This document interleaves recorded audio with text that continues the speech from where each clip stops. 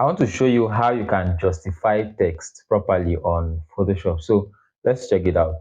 So from my screen here, I want to create a new document because this is basically used for maybe back cover of a book design. Yeah, so I have a new document here. So let me probably change the background to black and then I'll make the text on it white.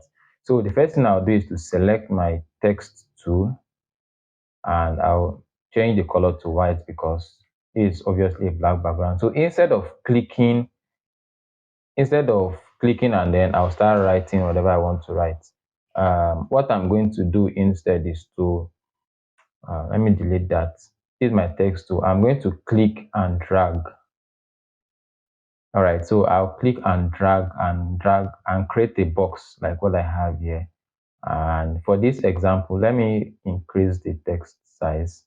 So for this example, I'll also show you how you can paste a longer text. So I'll go to type and I'll click on paste lorem ipsum. All right, paste lorem ipsum.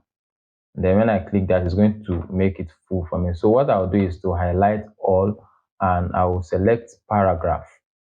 So from paragraph, I'm going to have all of these options for me. So I can click on this and I'll have full text justification. Right? I can click on this and have it justified from this angle. Okay, so let me use this for example and then I'll just click OK. So it's going to create some empty spaces in between to make sure that you have that box, right, that you have that box properly spaced. So that is going to be all for now, guys. I hope you learned something. Follow AP Media for more contents like this. You're welcome.